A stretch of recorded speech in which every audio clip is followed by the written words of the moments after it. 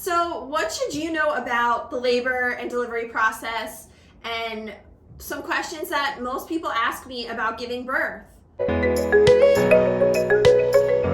Hey, it's Morgan here with Passable Parent, where we help you improve developmental outcomes for your child and find the joy in parenting.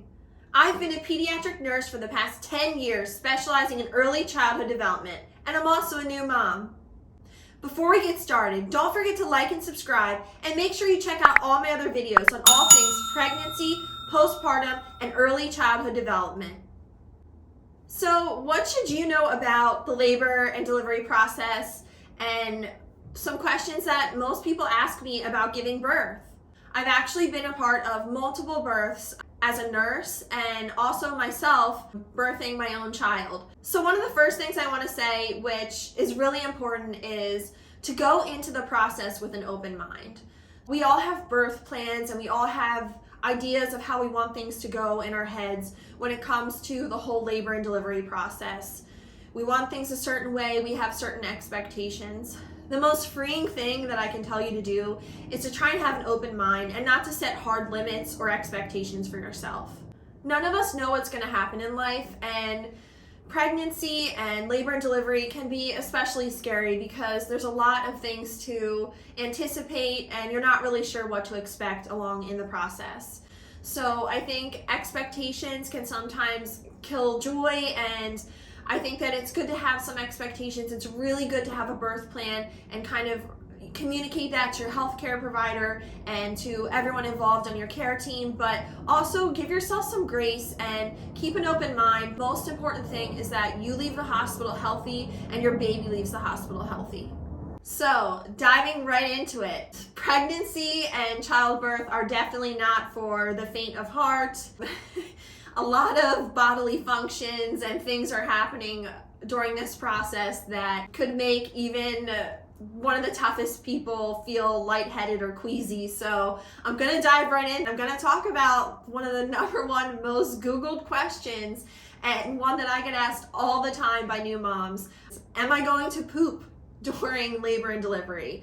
So the honest answer is yes, there is poop. They just quickly get rid of it. If you have a partner in there with you when you're delivering, whether this is a romantic partner or a friend or family member, they're not even gonna know that this happens. So the reason why this happens is because you are using those same abdominal muscles to push out baby as you would to have a bowel movement.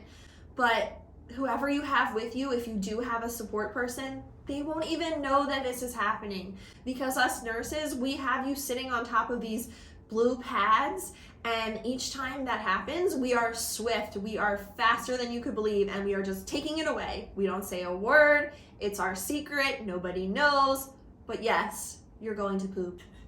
There's going to be all kinds of bodily fluids that come out and are happening during labor and delivery. Your healthcare team is really happy to try and accommodate you and make this the best possible experience for you. Oh, along with this topic, women will ask me sometimes, what's gonna happen when I have to poop after I give birth? Like, is it gonna be really painful? So, as many of you may already know, constipation is a huge side effect of pregnancy.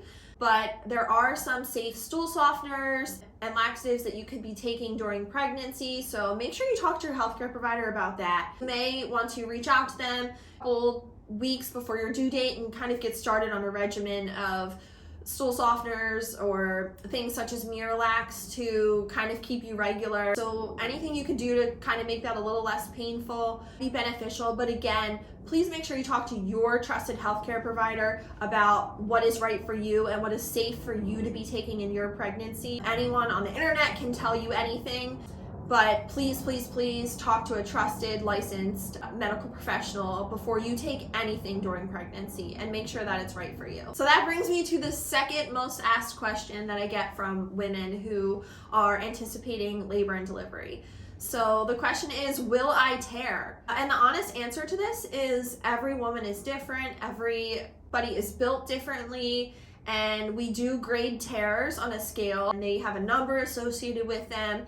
And yes, most women do tear. If you choose to get an epidural, this might not be something that you feel too much right away. And your adrenaline's pumping, you're in labor, you're excited to meet your baby, you're thinking you can't wait to see them. Your mind is distracted and it can help with the pain. Whether you choose to get an epidural or not, that is a very personal decision, but you're so focused that adrenaline's pumping that you might not even necessarily feel the tearing when it happens. Everybody's different again, and everybody's pain is different. If it's just some external tearing, they will allow you to hold baby while they are fixing that all up. It's very common if this happens, and there are many, many things that you can do if you do get a tear. They will give you healing pads on the postpartum unit. They have these little witch hazel pads. They have herbal sprays out there on the market.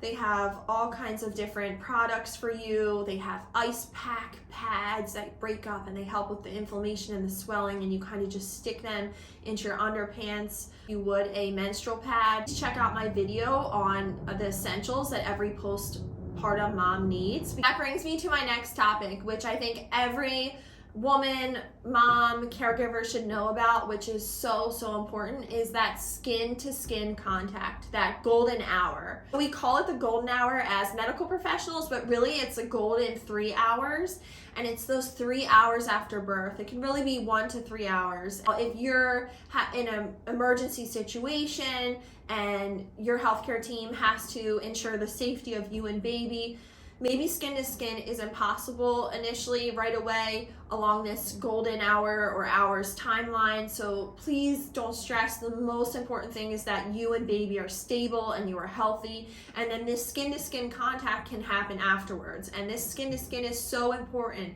even for months after baby is born, getting that skin to skin contact. And now that is baby's bare chest and belly is up against your bare chest and belly. And this can be done with other caregivers or partners who are part of this process.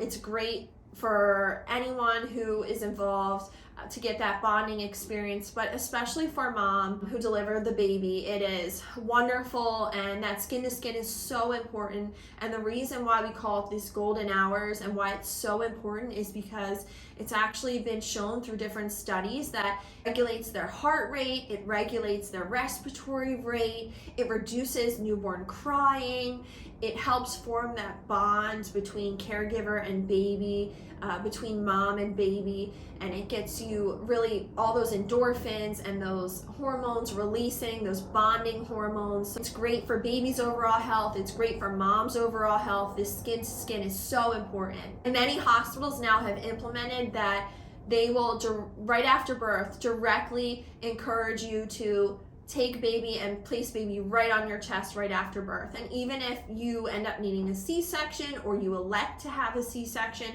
they still will do this. As long as baby is stable, they will place baby right on your chest. You can clarify, you can make sure that you let them know that this is part of your birth plan. This is something that's very important to you, to do that skin to skin. And you can say, no matter what happens, it's important to me that my baby gets the skin to skin with whether me or my support person that's here with me today. And you can let your healthcare team know how important this is to you. If you're a mama who wants to try breastfeeding, this skin to skin in these first hour or hours, it actually increases your chances of being successful at breastfeeding tenfold.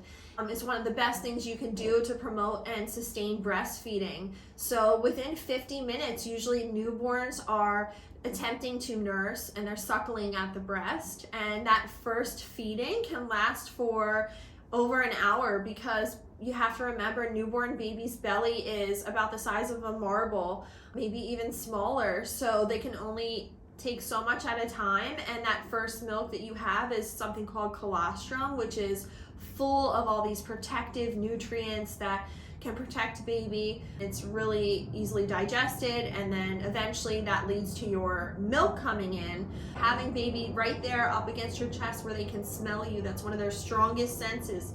They can smell you and they can root and they can find the nipple. That really leads to breastfeeding success.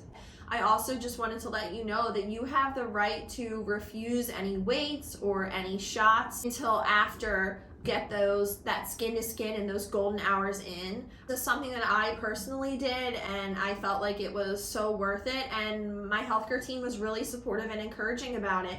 And then they were able to do the weights and everything else. They gave my baby right back to me, so that's definitely something you also have the right to do. That brings me to my next topic, which I think every parent or caregiver should know, and that is about delayed cord clamping. So what is delayed cord clamping? It's actually the delay in clamping the umbilical cord, which is the cord that runs from you and the placenta to the baby and supplies them with all the blood and nutrients they need during pregnancy. So the World Health Organization and the American Pregnancy Association both recommend delaying cord clamping by 1 to 3 minutes or more after birth. And the reason for this is that they've found through research and studies that this actually can increase your baby's blood volume by up to 1/3. So it allows more blood to travel from the placenta to your baby. It also increases iron stores, which is really important. And the reason why it's important for your baby to get more iron is because iron is directly linked to healthy brain development. And again, I'm going to put a disclaimer on this one because everybody is different. Everybody's labor and delivery is different. So please talk to your healthcare team or your trusted medical professional and ask them if delayed cord clamping is right for you. It's also really important to remember that delayed cord clamping might not be a possibility in an emergency scenario. That brings me to my next topic, which is the Apgar scores. Many parents have never heard of this word. They don't know what it is until they actually go through the birthing process and labor and delivery, and then they hear the nurses and the healthcare team talking about this. So what is an Apgar score? What does it mean? What are these people talking about? So an Apgar score simply just assesses baby's adjustment to life outside the womb. So this score is typically taken 1 minute after your baby is born, 5 minutes after your baby is born, and sometimes 10 minutes after a baby is born. It can perform this score right as baby's lying on your chest for that skin to skin. It measures baby's heart rate, their skin color, their muscle tone, their reflexes, and their breathing. A score of 7 or higher on your baby's Apgar scores means that they're doing well. Now, these Apgar scores are a great way to make sure baby's doing well and check on baby right after birth. It doesn't mean if your baby gets a lower Apgar score that their next one isn't going to be really good. It really just helps the healthcare team assess, make sure baby's doing well after birth. And that brings me to my next topic, which is urine and meconium. So in the first 24 hours, the healthcare team is going to be looking to make sure that your baby passes a urine and also passes a meconium. Meconium is that black and sticky first bowel movement that your baby does after birth.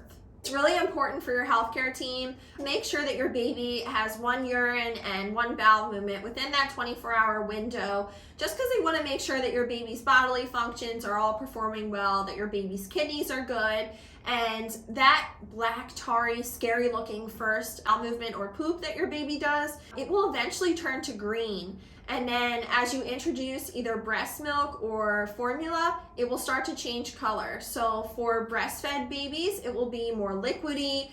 It will not be as stinky of a bowel movement or poop as a baby that is formula fed, and it will look more of a mustardy yellow color and consistency. If you choose to formula feed your baby right from the start, your baby's bowel movement will be a firmer, more brown looking poop or bowel movement, and it is reported that these bowel movements are a little bit more stinky when your baby is formula fed. Which brings me to my next topic. I think every mama or caregiver should know that there are lactation consultants available to them. If you want to try breastfeeding and it is something that is important to you, I strongly encourage you to try it. And I just want you to know that it's hard. I've been there, I've done it, and nothing really prepares you for it. But our resources available to you before you even leave the hospital. And you know what? If you're someone who's like, it's not for me, I know that right away, I don't want to do it. I just want to say that you should be respected in that decision, but that there's also donor milk programs in the different hospitals. So if you're interested in your baby having donor milk, which is donor breast milk, it's milk that they get from other women, and they screen it, they make sure there's no diseases, and they actually go through a whole process where they strain it and they clean it and they package it. It gets to you and your baby. So maybe that's something that you want to consider if you're open to it. But I just wanted you to know that donor milk programs do exist. And for you mamas who want to try breastfeeding, it is really difficult, and I feel like the best thing for success with that is to just take it day by day, take it session by session, and while you're in the hospital, use everything at your disposal. Just try and pick everyone's brain, because what might work for me for breastfeeding might not work for you. What positions might work for me might not work for you. So definitely use everything you can, use everything at your disposal. You can never be too educated on any topic, so I strongly suggest that you take advantage of this. There are lactation consultants in every hospital system. Take advantage of them. Get their phone numbers before you leave the hospital. They actually have lactation support groups for after your discharge. They're virtual, and you can check in with those lactation consultants. They're usually once or twice a week, and this can be a really good support system for you. Get their information and reach out to them. My other tip or recommendation during this entire process is to ask questions. So there's no such thing as stupid questions, only stupid answers. That's one of my favorite sayings. But seriously, never feel stupid. You are the biggest advocate for your child. If you ask someone a question and they brush you off, or they give you an answer that you don't understand, keep asking. You are your baby's champion. You are the one that is here to protect that baby and to advocate for that baby who can't advocate for themselves. So please, please, please never let anyone make you feel bad for asking questions. You can never ask too many questions.